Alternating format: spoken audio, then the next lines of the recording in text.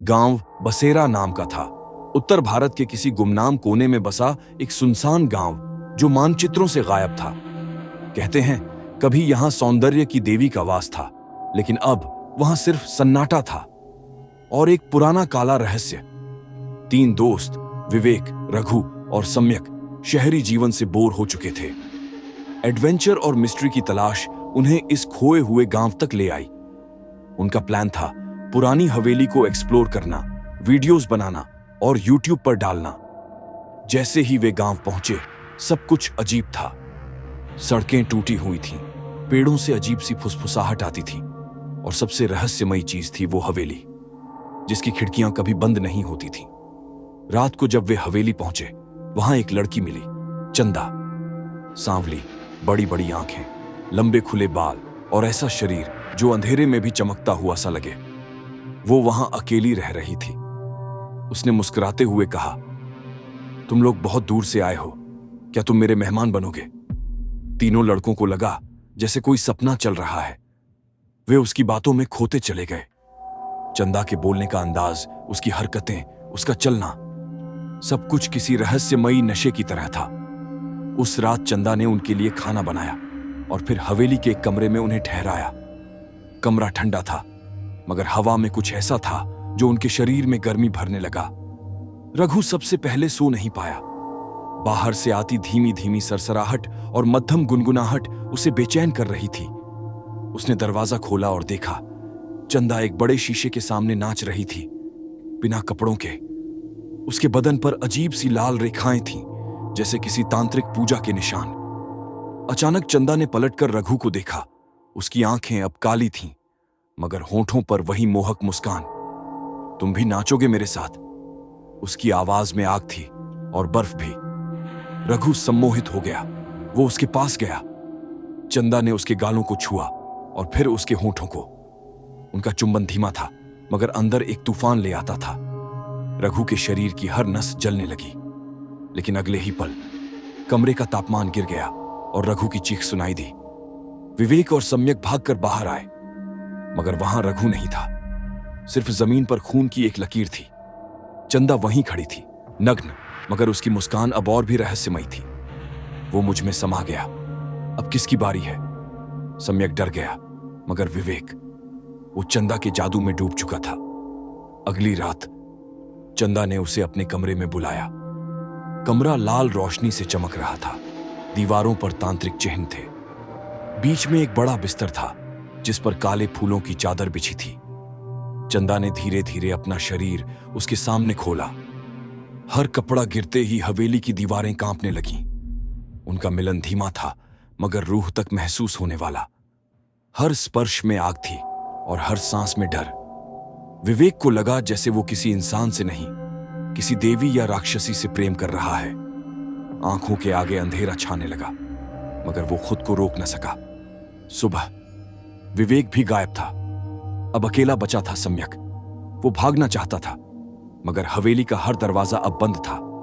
चंदा ने उससे कहा, तुम लोग इंसान नहीं, मेरी पुकार के पात्र थे। 100 वर्षों से मैं प्रतीक्षा कर रही थी, 3 पुरुषों की, ताकि मेरी आत्मा फिर से जाग सके। सम्यक चिल्लाया, तुम कौन हो? चंदा की आंखों में आग भड़क उठी।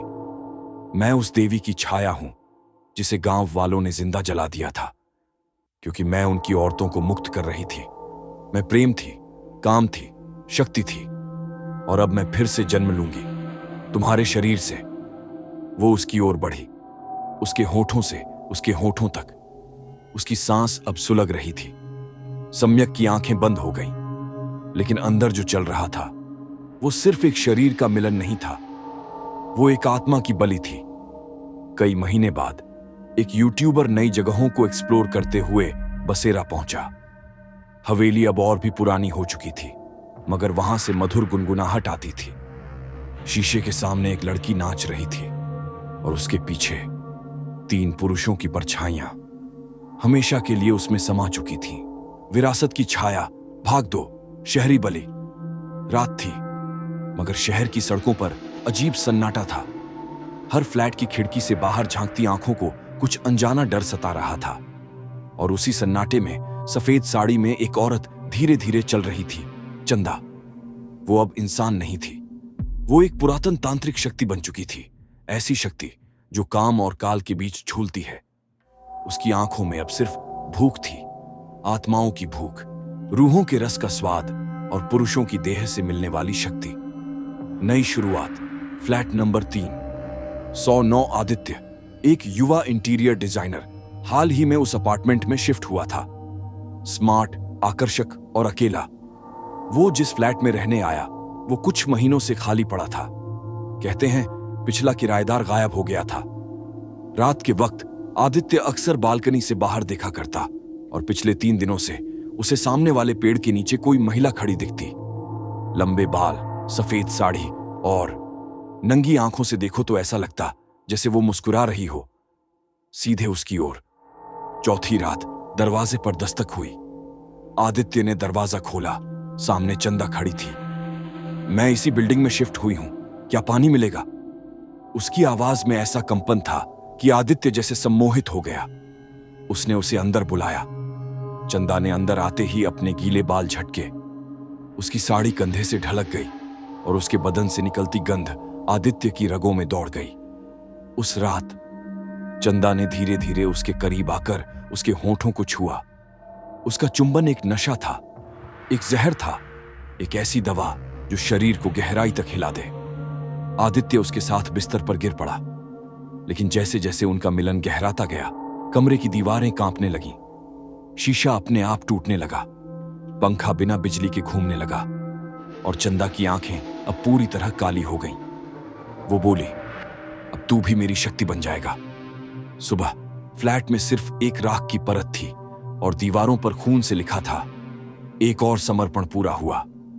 एक पत्रकार की जिज्ञासा अन्वेषा, एक युवा पत्रकार आदित्य की गुमशुदगी की खबर पर काम कर रही थी। वो फ्लैट में आई, तस्वीरें ली और वहां से निकलने लगी। तभी उसे आईने में किसी महिला की झलक दिखी। पीछे पलटी, कोई नहीं था। रात को घर पर उसके लैपटॉप में खुद ब खुद एक फोल्डर बन गया, चंदा अनएडिटेड। वो फोल्डर खोलते ही स्क्रीन पर वीडियो चल पड़ा, आदित्य और चंदा के मिलन का वीडियो। लेकिन जैसे जैसे वीडियो आगे बढ़ा, चंदा का चेहरा डरावना होता गया और आखिरी फ्रेम में कैमरे ने उसे देखा, सीधे देखती हुई। अन्वेषा की आंखों में अगले ही पल स्क्रीन ब्लैक हुई और अन्वेषा के रूम में लाइट चली गई। कांच के पीछे कोई गुनगुना रहा था, तू मेरी अगली देवी बनेगी। आखिरी बलिदान, पूर्ण जागृति। चंदा अब 3 आत्माओं को निगल चुकी थी, रघु, विवेक, आदित्य। अब चौथा और अंतिम बलिदान बचा था, एक महिला का, जो तांत्रिक ग्रंथों के अनुसार उसकी पूर्ण जागृति को संभव बना सकता था। अन्वेषा वहीं थी। उस रात पूरा शहर अंधेरे में डूब गया। सिर्फ एक फ्लैट में लाल रोशनी थी। बेड पर चंदा ने अन्वेषा को बांध रखा था। उसकी देह पर लाल सिंदूरी रेखाएं खींच दी थीं और उसके आसपास 4 तांत्रिक मंत्र गूंज रहे थे। चंदा ने उसके माथे पर अपनी जीभ फिराई और बोली, अब मेरी देवी बनेगी, शक्ति की सहचरी। लेकिन तभी कुछ टूट गया। अन्वेषा की आंखों में चंदा की पुरानी आत्मा का अक्स दिखा, वो निर्दोष लड़की जिसे कभी गांव वालों ने जिंदा जला दिया था। अन्वेषा ने मंत्रों को पलट दिया और तांत्रिक चक्र उल्टा घुमा दिया। चंदा चिल्लाई, नहीं, मुझे रोक मत, मैं पुनर्जन्म हूं। मगर अब देर हो चुकी थी। पूरी हवेली की तरह चंदा की आत्मा भी जलने लगी, मगर उसकी चीख में दर्द नहीं था। उसमें एक तृप्ति थी, एक अंतहीन मिलन की तृप्ति। अब उसकी आंखों में एक अजीब सी चमक होती है और जब कोई पुरुष उसे देखता है, वो कहती है, तुम्हें भी मेरी जरूरत है ना? कहीं ना कहीं चंदा अब भी जिंदा है, किसी और के भीतर, और हर रात एक नई बलि के इंतजार में। विरासत की छाया, भाग 3, शक्ति की पुनरावृत्ति। प्रारंभ, शक्ति जागृत होती है रात के तीसरे पहर। शहर के उस पुराने मंदिर में घंटियों की आवाज बिना किसी पुजारी के गूंज रही थी। एक युवती लाल कंबल ओढ़े ध्यान की मुद्रा में बैठी थी। उसके माथे पर रक्त से बना तिलक था और उसकी आंखों में आग। वो अन्वेषा नहीं थी, अब वो बन चुकी थी रक्त देवी चंडिका। चंदा की आत्मा ने अब उसका पूर्ण नियंत्रण ले लिया था। रहस्य, 5वीं शक्ति की खोज।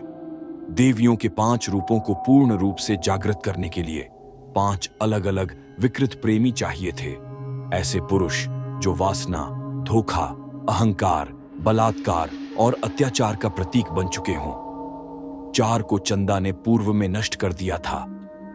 अब बचा था 5वां, एक बलात्कारी नेता जो गांव की कई मासूम लड़कियों का शोषण कर चुका था। उसका नाम था विधुर ठाकुर। चंदा ने योजना बना ली। अन्वेषा की शक्ल में वह शहर से गांव लौटा। वही पुराना गांव वही था, लेकिन अब हर कोने में डर का साया था। जिस कुएं में चंदा को कभी फेंका गया था, आज भी वहां से रात को सिसकियां आती थीं। विधुर ठाकुर अब बूढ़ा हो चुका था, लेकिन उसकी हवेली अब भी उसके घिनौने शौक की गवाह थी। चंदा अब अन्वेषा के शरीर में वहां पहुंची। सफेद साड़ी में उसके बाल खुले हुए थे और उसकी चाल में नारी की लज्जा नहीं, बल्कि एक देवी की शक्ति थी। भोग, अंतिम बलिदान की रात्रि ठाकुर ने उसे देखा और वही पुरानी गंदी नीयत जाग उठी। क्या नाम है तुम्हारा लड़की? चंदा मुस्कुराई। वो नाम जो तुमने जला दिया था, लेकिन अब राख से फिर जन्म लिया है। उस रात ठाकुर ने उसे बिस्तर पर बांधा। उसकी साड़ी धीरे धीरे खुलने लगी। उसकी नर्म त्वचा पर लिपटी तंत्र मंत्र की रेखाएं जलने लगीं। ठाकुर ने जैसे ही उसे छूने की कोशिश की, कमरे में लाल धुआं भर गया और फिर चंदा ने अपनी आंखें खोली। मैं वो शक्ति हूं जो भोग से नहीं, रक्त से तृप्त होती है। ठाकुर चीखा, लेकिन अब देर हो चुकी थी। उसके शरीर के टुकड़े उस तांत्रिक मंडल में खुद ब खुद जलने लगे। हर चीख एक और स्त्री की आत्मा को मुक्ति दे रही थी। पूर्ण जागृति। देवी या दानवी ठाकुर की मौत के बाद 5 बलिदान पूर्ण हुए। अब अन्वेषा के शरीर में नारी की चेतना और चंदा की आत्मा ने मिलकर एक नई शक्ति को जन्म दिया। उसकी देह अब किसी आम स्त्री की नहीं थी। उसके नितंबों से लेकर उसके उभारों तक अब तंत्र की रेखाएं खुद ब खुद चलती थीं। उसका स्पर्श अब प्रेम नहीं देता, बल्कि आत्मा चूस लेता है। अंतिम दृश्य, शहर की ओर वापसी। कुछ हफ्तों बाद शहर के एक क्लब में एक नई डांसर आई। नाम था चंदिका। लोग कहते थे उसकी नजरें जैसे अंदर तक झांकती हैं, और जो भी उसके साथ एक रात बिताता है, सुबह तक या तो उसकी याददाश्त खो देता है या उसकी आत्मा। कैमरा आखिरी बार उस क्लब के एक कोने में जाता है, जहां चंदिका अपने होंठों पर उंगली रखकर मुस्कुराती है। शक्ति कभी मरती नहीं, वो बस रूप बदलती है। समाप्त, या शायद नहीं।